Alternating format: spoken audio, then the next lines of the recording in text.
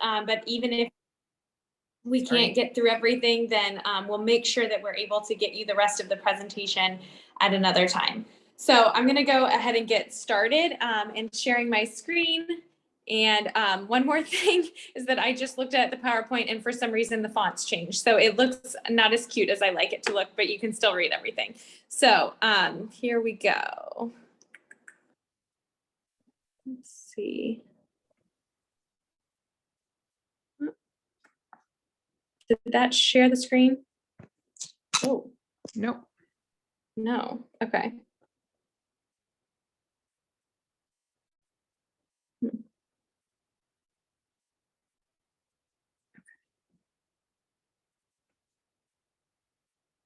Did that share? Yes, it did. Great. Okay. Awesome. Okay. So welcome to our Reading Above the Fray book club. We're going to, as I said, dive in. And the first thing that I want to start with is just a little bit about who am I. So thank you so much, Donna, for the introduction. My name is Dr. Julia Lindsey, and I am so thrilled to be with you tonight and honored that you want to join us and learn about the book and what I have to say about early reading. I began my career in education, actually in college, when I started working with the Children's Defense Fund Freedom Schools, which is a program in the summers primarily that supports children in learning to love reading, learning about reading, reading comprehension, and a lot about culturally responsive education and the civil rights movement, etc. And I fell in love with working with young children and teaching them to enjoy the experience of reading. But even after my first summer, I had some questions about the age group I worked with, which was the kindergarten through second graders, and why we were giving them all of this access to great books without giving them the access to being able to read. And so I came to my program director and I said, I really want to have a phonics program that I add to the program next year. And so I created a phonics program for that summer program. It's about 6 weeks long that I had honestly no business creating. I did not know what I was doing. And it is definitely not a program that should ever be used again, but I tried and I had a lot of gumption about attempting this, like so many of us do. And I was not an education major, I was a psychology major. So I found the resources I could and I tried something out. And so that was kind of my first excitement, if you will, around phonics and around thinking about, well, how do we actually get kids to read words, not just enjoy reading and not just think about comprehension, but how critical it is to get kids to read words early on. Then I went on to teach kindergarten and first grade in New York City, where I had a similar experience in that I saw incredible growth in my classroom in really discrete areas. Across both grade levels, I saw students who were doing amazing in our school's really systematic explicit phonics program and could do everything I asked of them in that discrete time of day. And I saw kids who were doing amazing in our school's program that was based really around reading comprehension and knowledge building. But I did not see evidence of those skills and knowledges in the time of day where we were teaching reading in small groups. We used a Fondas and Pinnell guided reading style small group structure. And I was always kind of bemused or confused. I'm not sure what the right word is for this, but I didn't really know what to make of it, that I had so many students who could not demonstrate the knowledge that I thought that they had in phonics or in read aloud in small group reading. And often when I tried to get them to use the knowledge, particularly from phonics, I would kind of have to stop and say, oh, wait, actually, you don't know how to read that word yet. Let me just tell you the word. Let's just move on. Don't worry about that, or something to that nature. And I didn't necessarily have the tools to tell students what to do with unknown words. I didn't have the right materials in front of students. I didn't really know what was going on. So fast forward into grad school, I got into a PhD program at the University of Michigan, specifically around reading and literacy. And I was pretty shocked in the first month to learn how much I didn't know about reading. And to the point where I was in a position in my career where I did not know the term phonemic awareness, for example. And then to arrive at graduate school and be surrounded by research on how critical this is for young children's word reading, to learn new terminology daily that I thought, how did I not know this? It was pretty jarring, and it was humbling for sure. And, I made a lot of difficult phone calls to parents of students that I had to check in and see if they were still doing things in their reading lives that I thought were weird, but I didn't have a fix for. And now I finally said, okay, I know what to tell you to try and make sure that your child is not living with this confusion for the rest of their reading life. So I was feeling a lot of things, as many of us do, when we find out that there's so much about reading that we didn't know. And then I was really even more shocked to realize that it was not a me problem. I was not the only person who was experiencing this or the only teacher who was experiencing this. Indeed, there were full districts full of teachers who were experiencing this exact thing. So simultaneously to my experience of learning so much more about how we teach reading, my advisor and I were approached by a really large urban district that basically could have said the same sentences that I did coming out of teaching. They said, we have this weird thing where kids are doing great in phonics, but it's not showing any improvement in their independent reading abilities. And we're not seeing any crossover, and we don't understand. And I said, oh my goodness, a whole district is coming and saying the same thing that I've experienced. So all of that is what led me into being really passionate and excited about foundational skills, about really high quality decodable text, and about making sure that everyone has access to research-based information on all of these topics. Not because it's the only important thing about reading, but because it is an extraordinarily important thing. And if we continue to not get it as best as possible, then we're doing ourselves and our students a disservice. So I really believe that we can all come together and work on teaching foundational reading more efficiently and more effectively to better serve the kids in our classrooms. So that's what I do now, and that's what led to Reading Above the Fray. And I hope that you're excited to dive into this book and learn a little bit about foundational skills from the perspective that I bring and that research brings. And I invite your questions and comments throughout our time together. So in general, in this book club, we're going to be investigating things kind of in order of the chapters. You do not need to keep up with the readings in this way. You don't need to read anything before you come to any given session, but just so that you know what's coming. Tonight is going to be a little different compared to our other sessions. You're going to do a lot of listening as I talk about kind of the big why behind the book, which is really what happens in the first couple of chapters, and then a little bit about an instructional practice that you may have already written off, shared reading, and said, I don't think that's for me. And I want you to, give a chance to open your mind a little bit about how this could still work. And then in the next 3 sessions, we're going to dive deeper into specific practices. So in this next session, we will be really focusing on our alphabet, phonemic awareness, and phonics, and we'll really be talking a lot about instructional practices or tips and tricks that we can add into our classroom to bolster those times of day. In the 3rd session, we'll be talking a lot about decodable texts, and then in the last session, we'll be talking about chunking, multisyllabic word reading, and fluency. So in those, the second grouping of 3 sessions, there will be more time for questions and more time for kind of conversation about the instructional practices. But tonight is going to be a little bit heavier on here's some background rationale so that we're all on the same page. A few quick notes.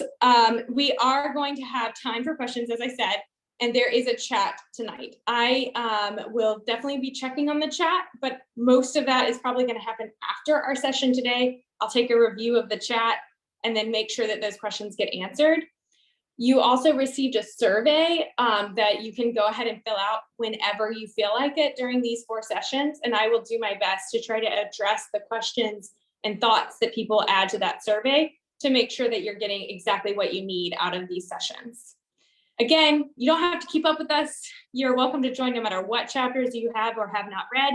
You don't even have to have the book in your possession yet to follow along with the content that we're going to talk about. All right, so we're going to dive on into this evening. This is a lot.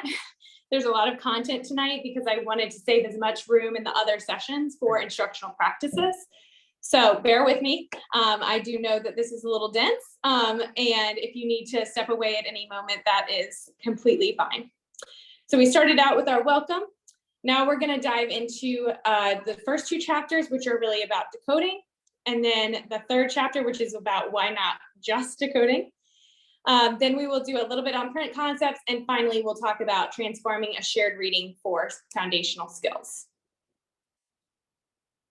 To begin, I always start with this statement. If you've seen me talk before, you've probably seen this exact slide because this is really important to me, is that we all come into this space knowing that foundational reading skills like decoding are a means to an end. We have to do our best to help children achieve proficiency in the most efficient and effective way possible to support success, reading comprehension, and motivation long-term. But we know that these are not enough to create readers, and we know that foundational skills in and of themselves actually are not all that interesting. They're interesting because of what they allow kids to do. They allow children to become readers and writers. And knowing random facts about phonics, while it can be very interesting, is not actually our end goal. Our end goal is to give children the right skills and the right knowledge to apply all of that to reading and writing. So when we come into the space acknowledging that, hopefully we can see that there is still room for all of the other things that we need to do in an early reading classroom to set children up for success. Right, so let's dive into chapters 1 and 2, which are all about why decoding. Why is this the focus, even if I just said it's not the only thing that we need to do in reading. All right, so chapter 1, to set you up if you're about to read this, or if you have already read it, to do a little review, talks about what are foundational skills? Why are there potentially some different definitions when people talk about foundational skills? What are some of the models of reading discussed in the research community? And what are some of the missing elements of foundational skills? And in chapter 1, we have a lot of words coming at you all over the place, all of these different vocabulary terms that we hear all the time associated with the science of reading or foundational literacy, decoding, etc. We have a plethora of words that come at us as adults that we all need to be sure that we understand. And one of the reasons why we need to be sure to understand those is because sometimes people talk about foundational skills and they really mean different things. When I talk about foundational skills, again, going back to what some of the ways that researchers talk about foundational skills, is thinking about skills that help us do certain things in texts, skills that help us navigate text. So knowing that we open a book and we don't just flip to a random page, skills that help us hear sounds, like all of the skills of phonological and phonemic awareness, skills that help us map a sound to a spelling, and skills that help us apply all of those other skills to actual reading and writing. So naturally, those include things like oral language, print concepts, phonological awareness, alphabet knowledge, and sound spelling knowledge. And those are things that we often talk about when we're thinking about foundational skills. Indeed, sometimes people, when they say foundational skills, what they really mean is just phonemic awareness and sound spelling relationships, and maybe the act of decoding and encoding. And sometimes people who talk about foundational skills include a lot of other stuff.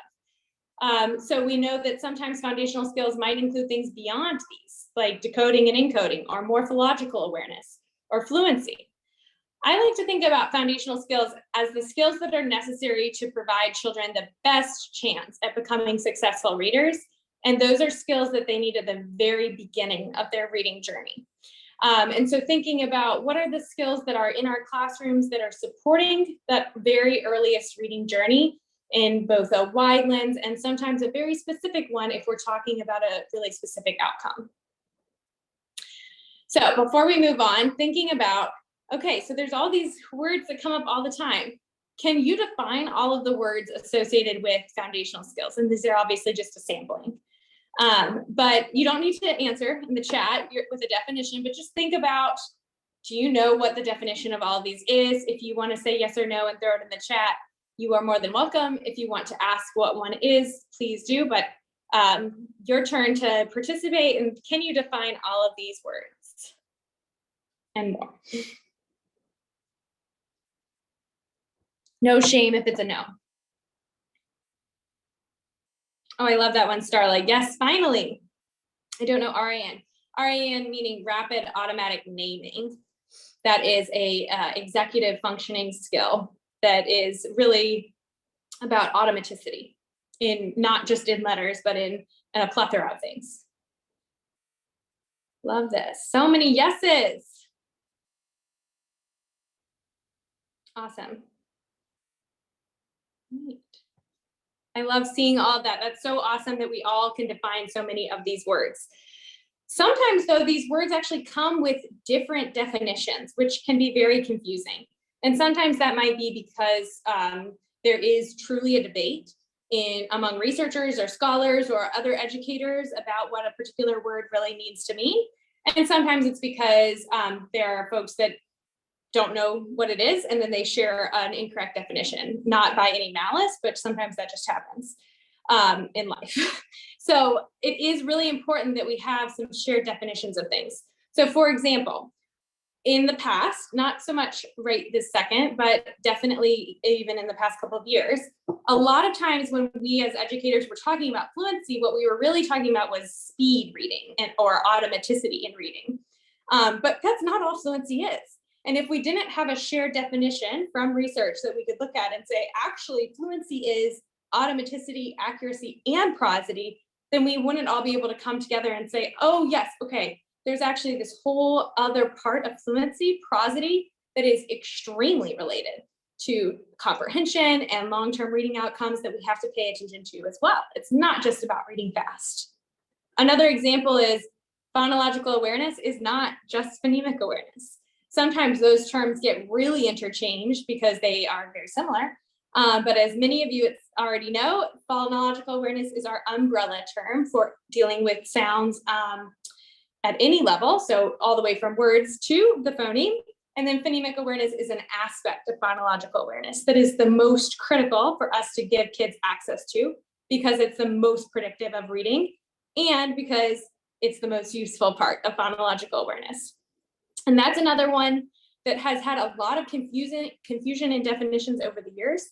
In fact, 5 or 10 years ago, there was a study of college professors who taught early literacy classes that found that the majority of them could not define phonemic awareness.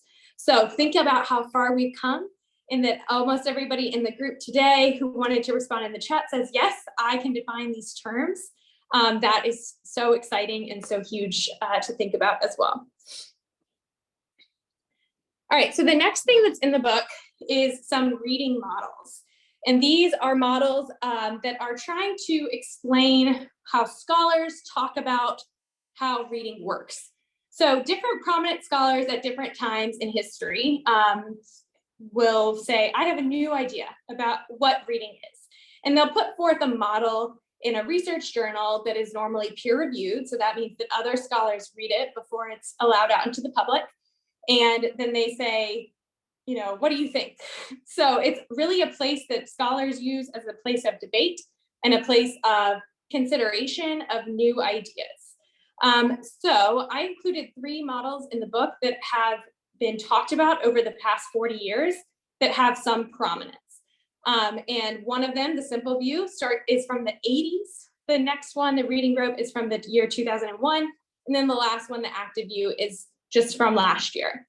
So wow, it's 2023. So it was from 2021, 2 years ago now. That's kind of crazy.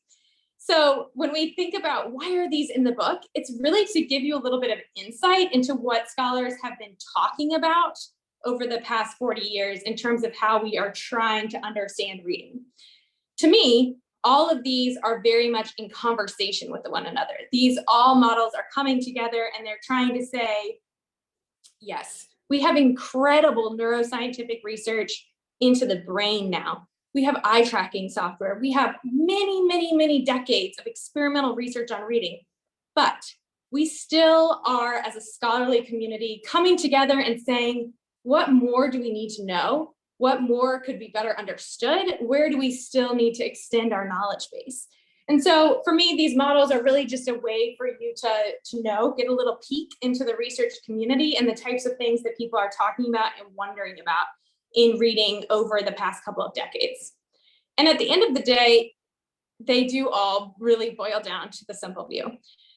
They really do tell us that reading is the combination of decoding and language comprehension. There's some debate, as you saw on the last slide, around what are the particular elements of each of these and how do they talk to one another in different children's brains, or in everyone's brain. But at the end of the day, the simple view is the most important one for us to understand, because it really cues us into this idea that we can't read without either aspect, decoding or language comprehension. You can't be a reader just because you can comprehend language, but you also can't be a reader just because you can decode. We have to have both in order to lend itself to successful reading comprehension. So if the models overwhelm you, that's okay. This is the one that you should do your best to try to deeply understand if you want to think about what are the elements of reading that I need to be really thinking about in my classroom. Last thing about the models, as I said that last sentence, these models were not made for teachers. They were never made for teachers. They were always made for other researchers to debate. So sometimes they might seem really unfriendly.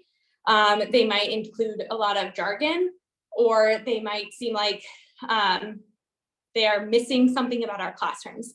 And that's because they were not created for teachers. Just to be totally transparent, they were created so other researchers would see them. So just keep that in mind if you're like looking at one and it's feeling really overwhelming, that was, the purpose was never to say, you need an instructional time of day called background knowledge. You need an instructional time of day called vocabulary. The purpose is really theoretically what is reading. All right, so that's all about chapter 1, and it's really getting you into, okay, foundational skills. Here's what people talk about when they talk about reading in the scholarly community. If you've already read chapter 1 or you're wondering about it, go ahead and you can put questions in the chat. Again, I'll try to answer some as I go, but if I don't get them to them tonight, we'll save the chat and look at them later. The next chapter, chapter 2, is my personal favorite. It's all about what is decoding. Why is it so cool, and why do we focus on decoding? So I know a lot of you already know quite a bit about decoding, but I always want to kind of level set so that everybody has the same information. And again, if you haven't read the book, you can still be here tonight. So I want to make sure to give everybody some of the same information. So if you already know a ton about this, you'll just bear with us, or mute for a couple minutes and then come on back in. So I think that what is so incredible to think about decoding is this. When we have researchers who look at preschoolers and they have eye tracking software looking at them, and they have an adult read a book aloud to them, they consistently find that young children, like 4 and 5-year-olds, are looking at the words on a page 2.7% of the time, approximately. So in other words, 97% of the time that a young child is listening to a book being read to them, they are looking at the pictures, their mom or dad or grandma or grandpa or teacher, the outside world, the window, the other kids sitting beside them, picking their nose, all the things that 4-year-olds do. But they're not looking at the words, because the words don't engage them. They don't hold any interest for them, because to a child who has not unlocked the alphabet yet, they're just sort of weird black marks, and they're not nearly as exciting as the pictures and the other things around them. If we juxtapose that with a proficient reader, we see that a proficient reader knows 30 to 70,000 words automatically on sight, which means that they are almost reflexively read. If I put a word in front of you right now that you almost cannot stop yourself from reading that word. So we go from a place where our brains are completely disinterested in letters to a place where our brains are reflexively understanding 70,000 words. That's a phenomenal change in our brains. And we know that reading is not natural. This change in our brains isn't happening naturally. It's not a happy-go-lucky change. This is a hard-won battle to be able to change your brain from, I don't care about words, to look at all the words I can read on sight automatically. Because we're changing neural networks, we're redesigning really what our brain is doing and how it's interacting with the world around us. So when we think about teaching decoding and we think about moments that can feel really hard, especially for the children in front of us, thinking about, okay, it's supposed to be hard. It's gonna be challenging to change our literal brains in front of us. Decoding is gonna sound rough. It's not gonna be all easy because this is a massive undertaking that kids are working on, and I know that I can support them through this. So how do we read these words? How do we go from that child who doesn't care to an automatic word reader? Well, even if we are that automatic word reader, we are reading words primarily by using all of the letters and paying attention to where the letters are positioned in relation to the letters around them and the whole word. We are not memorizing individual words and then somehow memorizing 70,000 words. That's not how it works. We are looking at letters even as adult proficient readers. So when we think about, okay, how do we teach children how to read? We need to think about how do we best approximate adult proficient reading. And yes, from our perspective, sometimes it looks like, oh, that means memorization. But in fact, now that we have more information about what reading is from research, we know it actually means knowing a lot about letters and the sounds that they represent in spellings. So that's how we can read a word no matter where we are in the spectrum. Even you and I right now are looking at all the letters. We're doing it a little bit differently than a new reader, but we are looking at the letters. If we don't know a word, and even you and I, and say we're trying to read a brand new word for the first time, what we're going to do is decode it. We're going to look at each individual letter or chunks of letters, and we're going to try to approximate, okay, what would that sound be? What would that word be? What word is that? We're basically going to decode it. And after decoding a word, generally research suggests between 1 and 8 times, and that depends on the context, it depends on the word, and it depends on the reader themselves. Then readers are creating an orthographic map, which allows for fluent reading. So what is an orthographic map? This is a hot term. I know it's all over the place. The orthographic map is really a kind of, you can think about it as a triangle in memory between the word's meaning, the word's pronunciation, and the word's spelling. And when we create these orthographic maps, we're storing words in our long-term memory so that we can automatically recognize that word in the future and also automatically understand that word in the future. We can also use orthographic maps to help build our schema for what spellings represent typically in words. So if we know a whole bunch of words that start with the digraph SH, we can use that to help our understanding of, okay, every time I hit this, the best chance for me reading this word correctly is to pronounce that first as sh. So when we are recognizing words, we actually do have a couple routes. The best, the holy grail, is this automatic word recognition. That's what we're aiming all children to be able to do. After all, that's what you and I are doing, is we have this automatic, effortless retrieval from memory in our long-term storage. We are not thinking about it. We don't need to use any cognitive effort. But if we don't know what a word is, we really have 2 options. The first option is to guess. It might surprise some of you to know that you can guess at a word. Yep, you can. There are a lot of problems with it, but it's possible. You can use context, syntax, clues, etc. You can totally guess at a word. The reason why it's not a good idea to teach kids to guess at words is this. Number 1, it is not effective. It rarely gets you to the right word. Number 2, it's not efficient. Even if you do get to the right word, it probably takes a whole bunch of tries of guessing other things. Number 3, you can't do it by yourself. You're not going to know you guessed at the wrong word based on cues on the page because you're not looking at letters, are you? You're just thinking about general context. So the only way you'll know you're wrong is if someone tells you, no, that wasn't that word. So in other words, it's creating readers who need the support of external factors, not actually the letters on the page. And finally, the last and probably most critical for us to think about and when we're thinking about the development of readers is guessing does not lead to the same orthographic mapping as decoding. When we see guessing and memorization of words, we do not create the same type of long-term storage that we create when we decode a word. So that's putting us at a less likely it's less likely that the next time we see that word, we're going to be able to decode it or read it automatically because it's not stored in the same way. So it's not really a great idea. It is possible, but it's just not a good idea. The better idea is to decode words. Decoding is when we're using the knowledge of letters, letter patterns, sounds, including that letter by letter decoding, but also using larger parts like morphemes and other chunks of words. Decoding is really critical because it helps readers across time.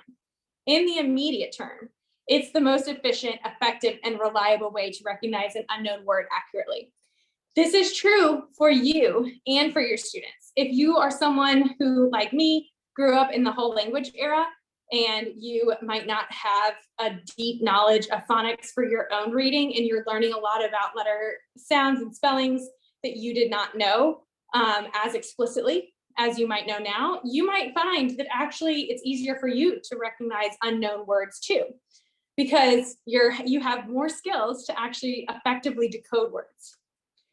It also helps in the short term, so kind of more medium, I suppose, in two ways. First, it helps students, again, in using independent knowledge of English orthography to read and spell. So again, when you're relying on the letters that are on the page, unlike when you're guessing, you're looking at independent information that you can gather without the support of an adult, no matter what your context is. And you're using the information that's presented to you in order to read a word or to spell as well if you want to write. And this is leading again to the creation of those orthographic maps. In the long term, decoding is what allows for automatic, effortless sight word recognition. Sight word recognition here, I mean words we can recognize on sight. That is not the same as a sight word, which we have historically named high frequency word sight words, but that is not quite the same. So when I say sight word recognition, we mean any word in the whole English language, like literally every single word on the screen right now is a sight word probably for everyone in this group. Second, it creates this long-term fluency in reading and spelling. And then finally, it creates readers who use decoding to attempt new words, which we see in research might improve skill, might improve motivation, and might even improve response to intervention, which is a really cool one to think about as well. So what goes into recognizing a word, AKA why decoding is so hard? What's all of the stuff that's going into this? Take a look, think about all the things that you need to know to read the word sit.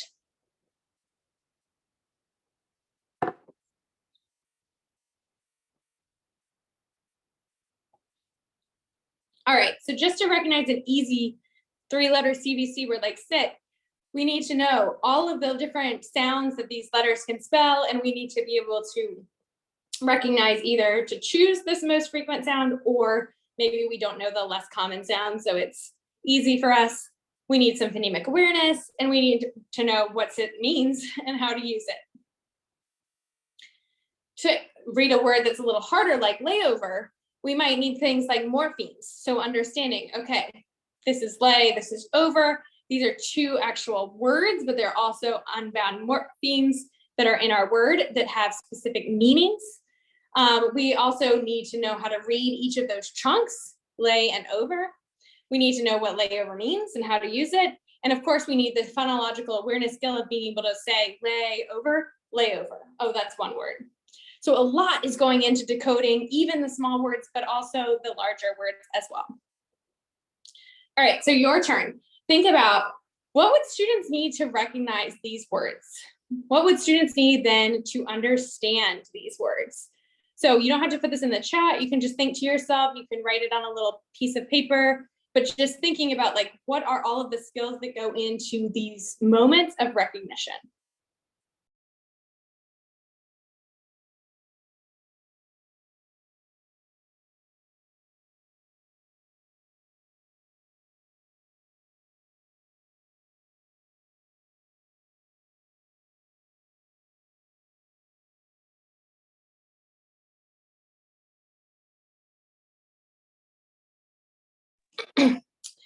All right, so as you noticed with the past two examples, you need a lot to go into these. You need to know all of these various sound spelling relationships. You need quite a bit of phonemic awareness. In the case of the word like reading, you would need to be able to chunk that into syllables or to know that ing ending. With something like sky, you need a lot of information about the different sounds that Y is able to represent and how to pick the right one in this context. And that's only for A, that's only for recognizing these words. And then after you've recognized a word, needing to try to understand that word, there's another lift there in thinking about what does this word mean?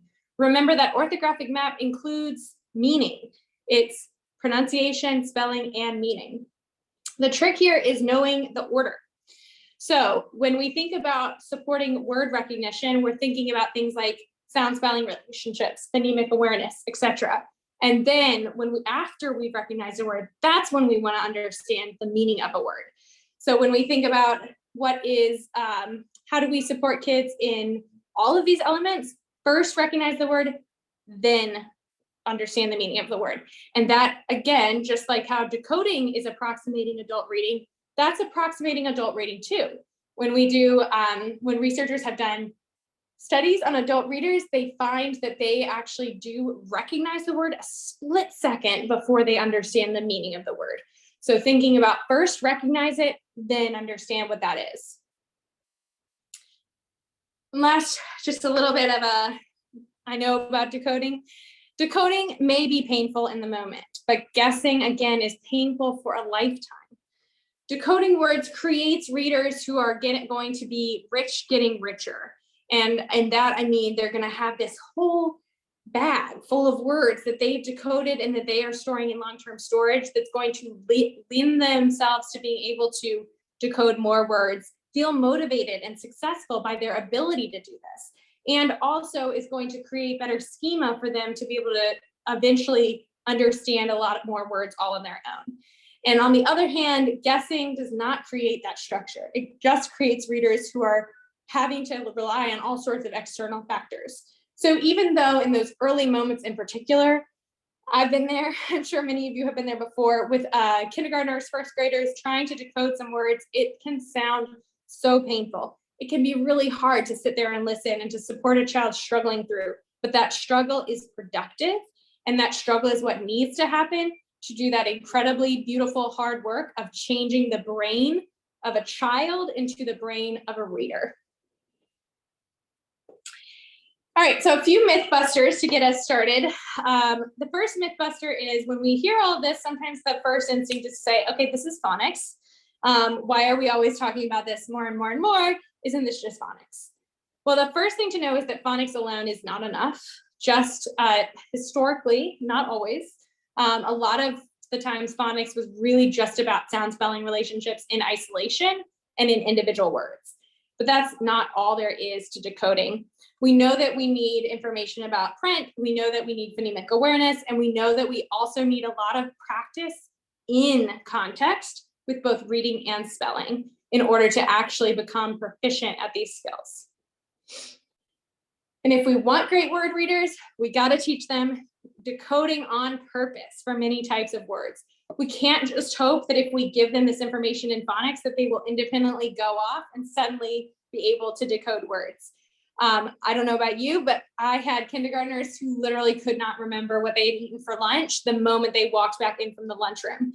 So to say to those same children, can you remember independently that at 9 a.m. I taught you about phonics, and now at 1 p.m. when we're in small group, I'm expecting you to do that without me cueing you into that at all, without me prompting you at all, without me teaching you at all, is a little unfair. So let's not bury the lead here. Let's tell kids what we're teaching them, and let's explicitly support them in the act of decoding. And we're going to talk a lot more about that in the session on decodable texts. And the last mythbuster for this section is that focusing on decoding will make kids hate reading. This is, I know, one that's heavy on a lot of people's hearts, but there's some great news here. Research shows that better skills are what fuel reading motivation, not vice versa. So in other words, research demonstrates that better skilled readers are the more motivated readers, not because they woke up one day and were motivated individuals, but because they had better skills and they read more and they developed even better skills. And then they were motivated by a cycle of success.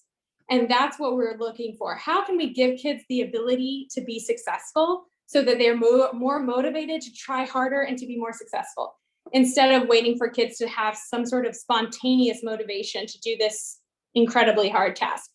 It is the new year, so probably some of you have fitness journeys that you're going on, which that's awesome. Love that. But we all probably know that if you try something out like a New Year's resolution, you might start with a lot of motivation and then it might really taper off. Or you might not even start with really much motivation at all, but you kind of force yourself to do it.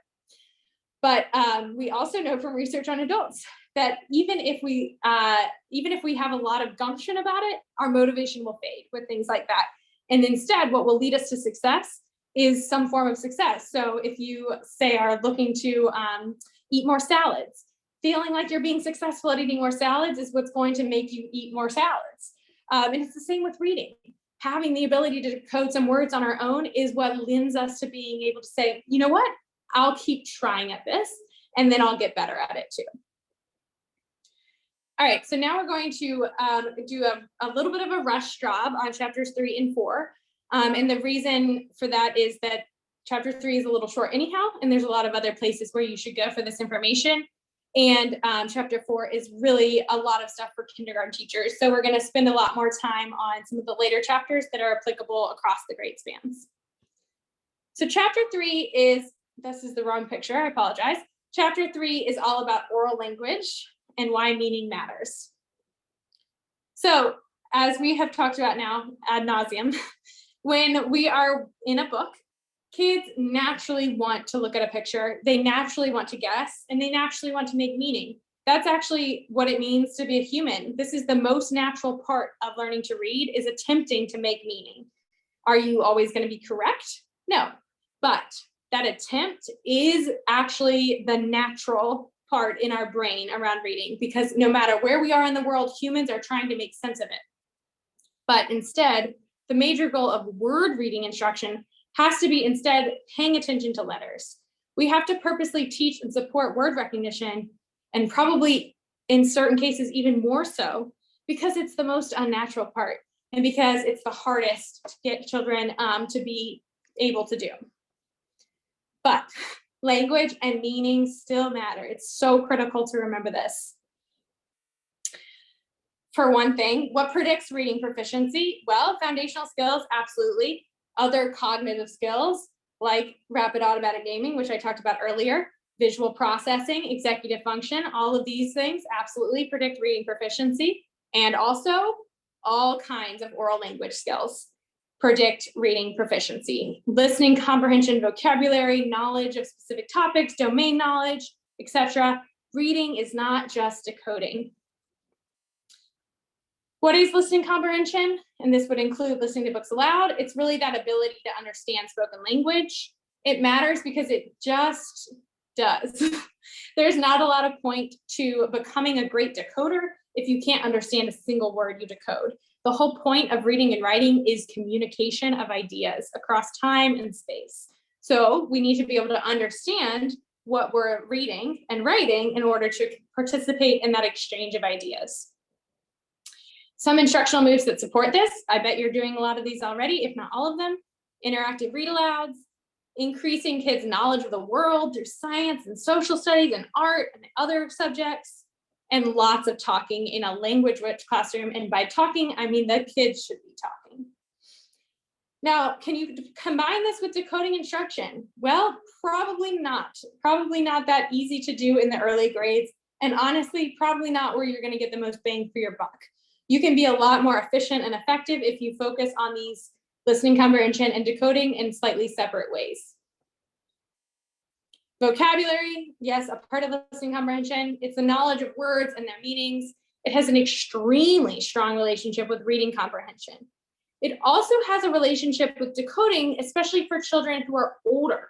So children who are in the older grades, grades 3 and above, who are still learning to decode, the relationship with their skills and their vocabulary is very strong. It's also true for children of all ages who are English learners or multilingual. So that's an important thing to keep in mind. Some instructional moves that support vocabulary: explicit instruction, Read aloud science exercise again, and fostering word consciousness. So helping kids be aware of words around them. Can you combine this one with decoding instruction? Yes, you can in some small ways. Don't only do vocabulary and word recognition, but particularly think about combining these if you are working with multilingual learners or older students. But again, like I had mentioned earlier, the tip here is to support meaning after successful decoding so that kids are not thinking that we rely on the meaning of a word to recognize it, because that's not what we do. That's not what adult readers do or proficient readers.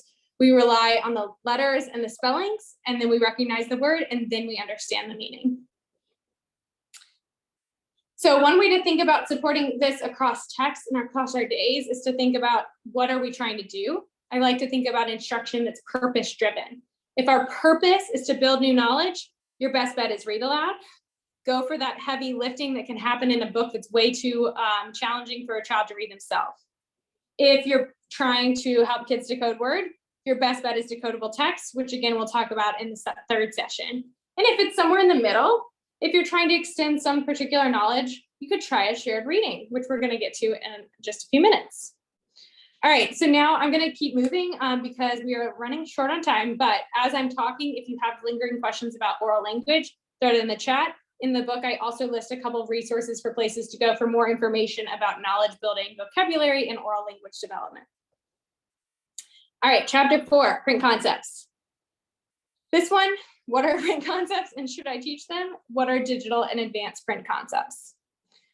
So print concepts are the things that allow us to navigate text. What is a book? How do I hold it? For older kids, what's a graphic? How do I read a graphic? Or in digital texts, how do I hold a tablet?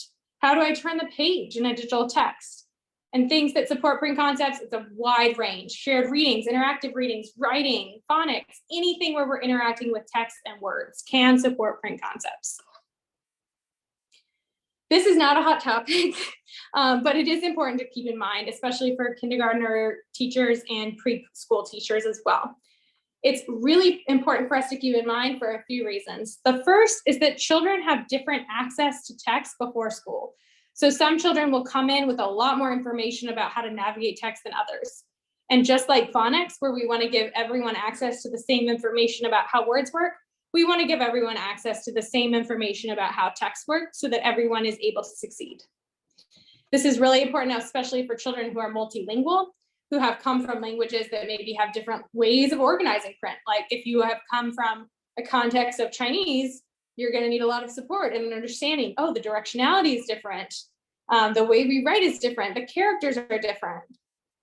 We also need to think about children who have had limited access to technology and then come into your classroom and are expected to use a tablet.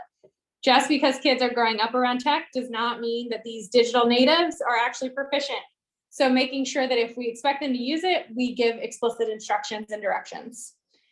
And then all older children who haven't had systematic instruction graphics features could really benefit from this. We see this a lot on research around state tests and reading, and I'm not telling you to teach to the test, but thinking about the thing that kids fall down the most on in those contexts is that a lot of them do not know how to read or understand graphics. Okay, so we have 10 minutes left. I'm going to get into the instructional move today. Again, thank you for holding on to us, but we are, and next week, I promise we will be far more instructionally focused. This was our broad overview and giving you a little taste of something to try, particularly in the lower grades or with children who are still learning those early concepts. If you have questions, keep throwing them in the chat. All right. Our instructional swap for today is science-backed shared reading. I know what you're thinking. What is she talking about? Is shared reading science-based? All right, so go ahead, throw in the chat. How do you feel about shared reading right now? A, I don't know. B, there's no way this is research-based. Or C, I use them for vocabulary or another skill.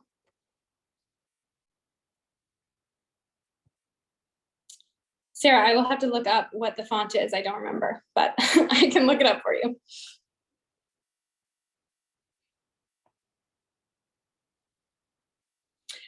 If you don't know what shared reading is, we are going to get into it in a minute, but essentially It's a teacher and a child sharing an experience around a text that is more scaffolded than read aloud and less independent than small group reading. Okay, I'm seeing lots of C's, few A's, maybe 1 or 2 B's. Cool. All right, here we go.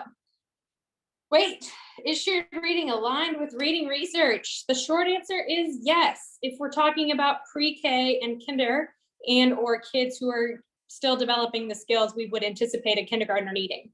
We have studies from over 3 decades about shared reading and how it can improve oral language, vocabulary, print concepts, phonological awareness, word knowledge, letter knowledge, etc.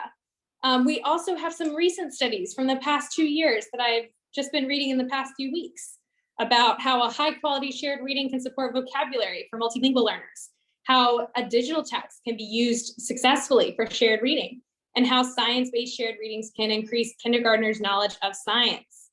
So why shared reading? Well, we can support multiple aspects of literacy development, including oral language and print concepts, and even sound spelling relationships and decoding all at once. In this example of instructional simultaneity, if you want a really fancy term for it, is a bang for our buck moment. If we can do a lot in a short amount of time, it's definitely something worth thinking about. And again, shared reading can be aligned with reading research. It's not the same as explicit instruction, though. It's not a replacement for our explicit instruction, and it is not a way to teach decoding. What a research-based shared reading is a way to support the application of foundational knowledge in actual texts, and it's a useful way to support very early readers or pre-readers in understanding how texts work. I'm going to do it in 1 second, Kristen. So this isn't just your same old shared reading. If we're thinking about how to make a research-based shared reading that supports foundational skills. Essentially, what is a shared reading? It's sharing a text between a teacher and students. So it's a technique for engaging students in a text that they can't read on their own for a specific instructional focus. So what we do is we focus on a skill. So maybe we pick 2 skills. We might say, okay, we're going to be working on directionality, so knowing we go left to right, and we're also going to be working on in marks because it's early kindergarten and I'm working on kids understanding, okay, this is what a text really is. I'm going to be carefully planning that and connecting it to other times of day. I'm going to look and see, can I pick a text that is connected to other learning goals and content I have? Maybe I'm going to pick a text about families because in my social studies unit right now, we're also studying families. And I'm going to know that it's in addition and not instead of. If you already use shared reading, that's great. You can adjust them a little bit to focus on foundational skills as needed. If you don't use shared reading, no problem. Think about this as an add-on. Again, shared reading is not the place to do explicit instruction. It's not a replacement for phonics. It's an add-on into our day that can be used as a bridge between kids who are learning what is book, what are words, how do I deal with letters, and kids who are starting to read more independently. It's a place where we are able to support kids in going from their current skill level to a higher skill level, but it's not really a place where we necessarily do a lot of explicit teaching. We often want to reserve that for another time of day. So if you want to try this, here are the places that you should swap out for instead of swapping out explicit instruction. You might try swapping out a predictable text for shared reading. So for example, if you teach in kindergarten or you teach early readers and you're using a text like, I see a duck, I see a cat, I see an elephant, and your goal with that is one-to-one correspondence, we have zero research that suggests that that is going to be effective. But we do have research that suggests that doing a shared reading is going to be effective in supporting kids' concepts of words and letters and text structure. So instead, try using a shared reading. Or you could try swapping out a 10-minute time of day like calendar time for shared reading. Again, not here to make any enemies, but unfortunately, there is not research that shows that most of the time calendar time is an effective time of day for the goals that we often have for it. So if you're looking for, okay, I really need to support kids in understanding more about print concepts or vocabulary, or bolstering their application of these phonics concepts in print with more support, you could try a shared reading in that time of day once a week and see what happens. Again, do not swap out phonics. Don't swap out your content-rich read alouds. This is in the in-between. If you want to think about what kinds of books would fit in here, think about things like a selection from a Dr. Seuss book, or a short poem, or a song that you have written out, not things like longer read aloud texts. So your quick guide for shared reading 101, when you're picking a text, try to get something print salient. So that means that the words are really exciting and big so that kids are drawn into those words. Try to think of something related to your students' interests or content. You might grab something rhyming. The suggestion there is because there are a lot of research studies where they were doing rhyming text for shared reading that showed that that supported kids' understanding of words. And you might want to give some opportunities for decoding. If you're working on CVC word decoding, if there's 3 options in there where you can help kids decode words, that's awesome. Make sure you have an instructional focus. It can be in any area. And then you can do this in whole group, small group. You should always consider multiple readings, because this is a great place to focus on showing fluency and having kids experience adult fluency along with you. In general, the way that we consider structuring this is one read where you read, pointing at every single word, stopping at the end, having kids answer some questions about one of your instructional focuses. A second read where, again, you point at every word and students join you perhaps for the words that all start with the letter D, because you've just learned that. Or they might join you for every end of the sentence, or they might join you for every word that has a capital letter. And then again, you stop, you ask questions about your instructional focus, and then the last read where you invite children to join you with their adult fluency. But you don't break the fluency even if they can't keep up, because the point is that you're having them exposed to that. And that structure is directly from multiple research studies on effective shared reading. And that structure is in the book. So you might be wondering why I didn't get more into this tonight. Again, because I know that not everyone here is teaching in the very earliest grades, and also because this is directly out of the book. So if you are looking for more information on this, I suggest you go straight into the book, and there it is. Right there for you is the plan for the book and for a shared reading. It's on page 59. There's also an extension on 83. If you need support, you can also try Bookworms. The whole curriculum is based around shared readings. It's on Open Up Resources. It's completely free. I think you have to enter your email. And there's also some articles on Reading Rockets about research-based shared readings. All right, it's 8 o'clock, so we're gonna skip the last question. I hope that you're feeling curious to try. And now let's quickly talk about next week. Again, next week is gonna be chapters 5 through 7. If you are in PK or K or work with early readers and you wanna try out a foundational skills focused shared reading, I would love to hear about it. And if you want to gather questions, please do. Again, next week is going to be a little bit different because we're going to be really focused on specific instructional strategies for phonics, especially teaching the alphabet, but also later word recognition and for phonemic awareness. If you have questions before next week, please don't hesitate to reach out. If you go to my website, either one, and you hit the message button, that literally sends an email directly to me. So I will see it and respond. Or if you want to message me on any of the social medias, you are welcome to. I don't check all of them as often as I should, but I will try. And if you have additional questions that you are really weighing on your soul, of course, if you reach out to Donna, I'm sure she will get them to me as well. Thank you so much for your patience. And I'm so glad my Wi-Fi worked. Yay! It worked. Okay, we had a couple questions, not too many. The first one I remember was, does being fluent mean, oh darn, I have to go back. It was from, here we go, hang on. It was from me, Donna. That's right. Elise, say it. I just want to, I hear so much about fluency. Does that if a child is considered to be fluent, must they be reading at a certain speed? generally, yes. We have like a low end for like what speed we would expect. But it's important, again, to think holistically about this as well. Like, we want children to be able to read individual words and phrases with that scooping that's automatic. But I think that in the past, we put so much emphasis on speed that some kids' takeaway is, I must be a speed reader, which isn't necessarily the case. But generally, the benchmarks that, for example, Dibbles has and that sort of thing are helpful to think about. But if a kid is off by, a couple words per minute, it's not like cause for alarm if they are demonstrating real expression in their reading and they are clearly comprehending what they're up to. Okay, thank you. Thank you.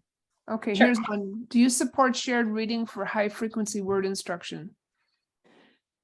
Yes. So again, shared reading to me, I like to think about when we're teaching foundational skills, we're thinking about explicit instruction, practice in isolation, and then application.